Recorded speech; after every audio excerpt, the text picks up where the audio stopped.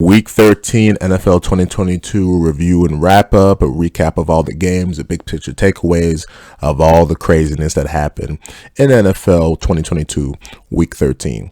Starting off on Thursday night, Bills versus Patriots. Bills won this one 24-10. I really feel like this was a must-win game for the Patriots. There was either this game or the week before with the Vikings, because now with them sitting at 6-6 and the playoff positioning they're in the AFC, currently out of the playoffs. Yeah, it's not going to look so great to them. They did really need to win this game. And the Bills needed it too, not as in desperation mode, but, now they're back to being the number one seed. We'll see if they can hold off the Chiefs of being the number one seed. So good win for the Bills. Patriots needed this one, and they got a tough schedule coming up. They're even more of a must-win situation next week and the weeks to come.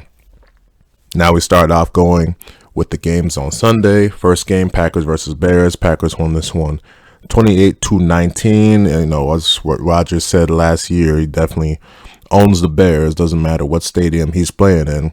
Although the big debate was whether or not he was going to play or not, if they were going to sit and go in favor with Jordan Love. But Rodgers says he wants to play and keep going throughout the season until they're mathematically eliminated.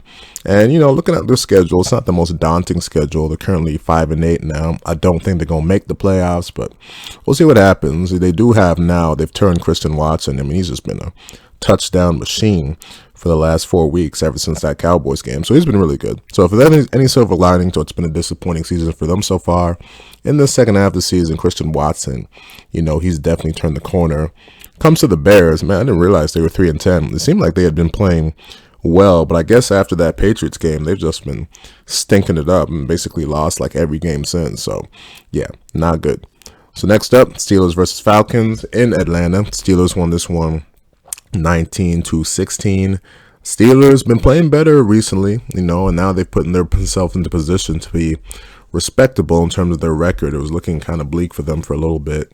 As for the Falcons, they've been floundering really for the last month or so, ever since they were sort of in contention and actually the number one seed over the Bucs. That's what it feels like a few weeks ago. But they suck, so yeah. Jets at Vikings. Vikings won this one 27-22. Another continuation of Mike White as the starting QB for the Jets in this one.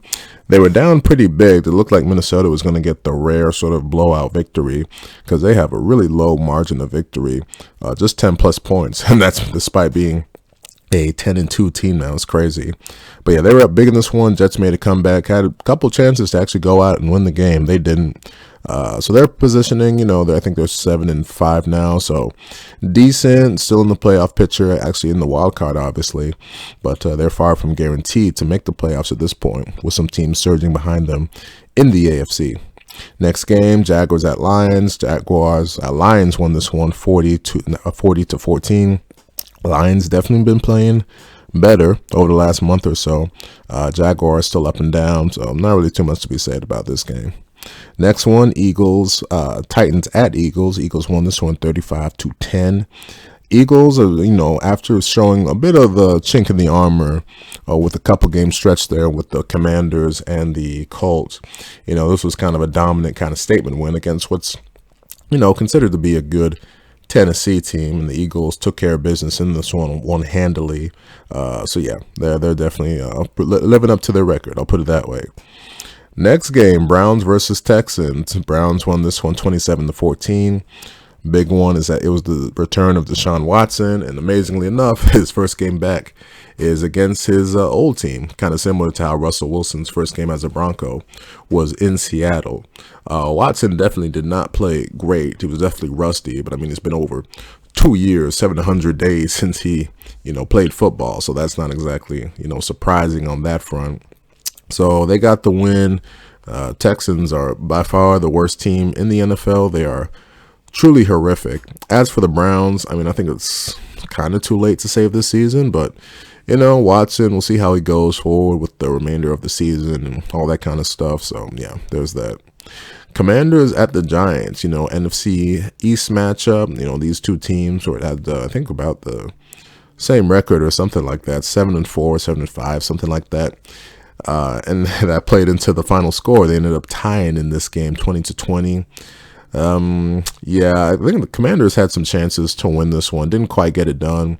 At the end, it seemed like both teams were content on getting a tie, just because it's better. It's better than nothing. It's better than a loss. I'll put it that way.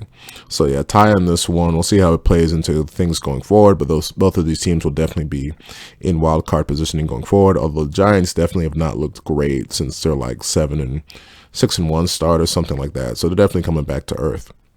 Speaking of a team that was already on earth, the Denver Broncos at the Ravens. Ravens won this one 10-9. Big thing in this one is Lamar Jackson getting hurt early on, and then Tyler Huntley, the QB, their backup, comes in. Denver was leading this one for most of it, although in typical Denver fashion, once again, their point, man, just 9 points. It's just been a huge disaster. This team, it's just been so ugly. But regardless, they were up for most of the game, up 9-3. Ravens were able to put together a final drive, going like about 90 yards in the final, on their final drive to get the win, 10-9. They said Lamar Jackson is going to be out. At least on the report I just saw right now, the time I'm recording, 1 to 3 weeks. So we'll see if they can hold down the fort, because they're definitely no guarantee to win their division with how the Bengals are playing. They got the same record right now. They're currently winning the AFC North, but that's only because the Ravens won the head-to-head matchup early on in the season. Next up, Dolphins at the 49ers. 49ers won this one 33-17. Yeah, so obviously the big picture takeaway in this one, Jimmy Garoppolo going down, broken foot, and that means he is out for the season. When I heard about that news, because I didn't get to quite watch the game, when I came back and saw what was going on, I was like, ooh, man. Now, at the time, his broken foot injury hadn't been reported, so he's kind of hoping for the best. But with a broken foot, he's out for the season, and their QB, Brock Purdy, backup QB, third-string QB, because Trey Lance is out also. So he came in, and they're able to get the win, 33-17. So I don't know if you can expect great performances from Brock Purdy going forward, but they're definitely going to need it. As for Jimmy Garoppolo, it sucks, because this team was definitely looking like, it was, in my opinion, looking like the best team in the NFC, and like the favorite going forward with the sort of playoff pedigree they've had the past couple of years. They keep getting wins. They had won like 5 straight or something like that.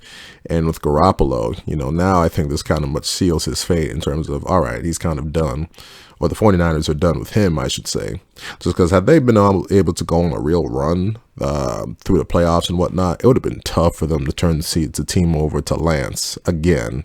But now that Garoppolo's out, and it's kind of the main reason that they went and got Trey Lance, because Garoppolo was always injury prone, I think that kind of seals his fate in terms of, it's not in the cards with him in terms of being a 49er going forward. So we'll see what team picks him up. Probably like the Jets or the Giants or someone like that. Next up, Seahawks at Rams. Seahawks won this one 27-20. This one I did watch the ending of, mainly because, local team here in California. Seahawks had to win this one on a final drive touchdown within the last few minutes. Rams, obviously, missing all of their stars. No Stafford, no Kupp, no Aaron Donald. So, yeah, they have the worst title defense by record in terms of a start ever. It's just a really sad, miserable season that those defending champs are having.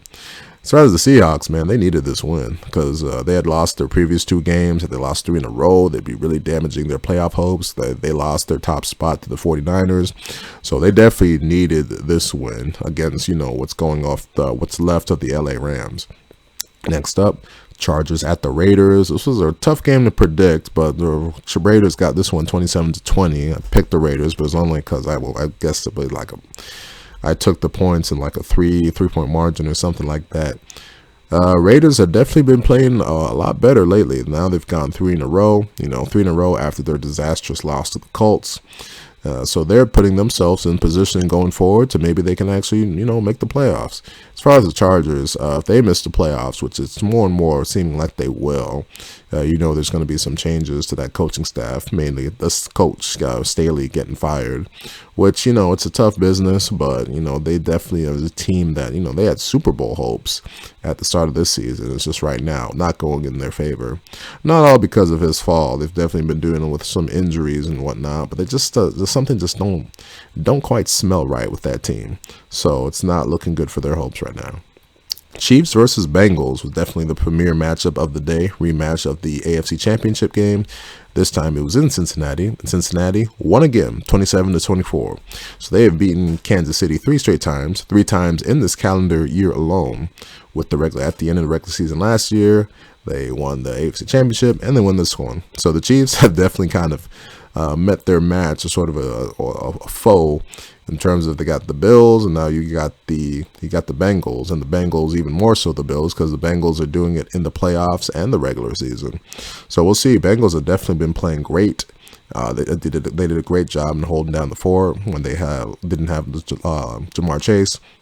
I think Burrow would probably be my number 3 right now for MVP. I have Mahomes slightly in the lead over Jalen Hurts, although that's tough after this past week with the way Hurts played versus the Titans. But yeah, definitely going to be a rockin' AFC matchup again if these two made again in the playoffs. The Sunday nighter, Colts versus Cowboys. Cowboys won 54-19. Now going into the fourth quarter, if you watched, which many did, it was a 2-point game going into the fourth quarter, 21-19. Cowboys up. Ended up scoring 33 points in the fourth quarter. It was a true avalanche. I mean, they just started rushing Ryan, the pass rush, got the turnovers, and it was just an avalanche of points. I had never really quite seen anything like it. It got to the point where it was just comedic, and it was just like, whoa, holy crap. Obviously, no one's surprised that the Cowboys are a much better team with the Colts. Colts are kind of a mess with them now in various different phases. So many holes on that roster and the coaching, it is what it is. And then the Cowboys definitely showing that, they got what it takes to be a true contender. So we'll see what happens for them going forward. And then at the time of recording this is after the Monday night game, Saints versus Buccaneers. Buccaneers won this one 17-16. Saints were definitely in control, well, at least what felt like was in control for most of this game. I mean, if crying out loud, they were up 16-3 in the final minutes. But in typical Tom Brady fashion, he's at his best when his best is needed, and that's towards the end of the game. Goes on 2 touchdown drives, and then gets the final touchdown within the final 15 seconds. It's truly unbelievable stuff. I mean, Tom Brady's just an absolute legend when it comes to this kind of stuff, where there's just almost never a doubt that he's going to go down and make a play and get his team to win. It was great stuff, although the Saints definitely played their part in helping with some truly horrific clock management down the stretch. I don't know what the hell they were thinking. It was just some really bad stuff right there. So there you go with week 13. Big thing I think you got to look at is those quarterback injuries. Garoppolo going down, breaking his foot, out for the season now. Wow. I mean, creates clarity in terms of his future with that team. But yeah, definitely damages their Super Bowl hopes, even though I don't think it's completely out of it just because they have just such an amazing roster. Although now it's an A+ roster everywhere except quarterback, probably the most important position. And then the Ravens losing Lamar Jackson. We'll see what happens to them. I think it's laughable now that people try to turn the contract talks against the Ravens, acting like they didn't offer him a contract. And it's the whole thing is that people just want him to get that fully guaranteed money past Deshaun Watson. My whole thing is just like, don't reward stupidity. And that was a stupid deal that the Browns gave Watson. And Jackson, I'm sorry, I ain't giving him that contract. Quite frankly, I don't think he's worth it. So you have that. And just, continuation of more stuff we knew. Cowboys and Eagles are good. Buccaneers are going to be up and down, although with Brady, they always going to have a chance. So there you go. So you have week 14 coming up. Decent slate of games, I guess, although there's a lot of teams on buys, so it's not going to be a ton. Buccaneers versus 49ers is definitely the most interesting game. I really want to watch that one and see how Brock Purdy does in that kind of spotlight kind of matchup and all that. And actually, I guess when I look at it, there's really not that many great games. Jets versus Bills is pretty solid. You got Browns, Bengals, Raiders at Rams this Thursday night. That'll be interesting for all the wrong reasons. And then, I guess I would be kind of intrigued by Patriots versus Cardinals, just because it's definitely a must-win for the Patriots, even though it's definitely not a gimme kind of game. So we'll see what happens in Week 14. So that'll do it for this NFL week wrap-up of Week 13. If you made it to the end of this video, thank you for watching.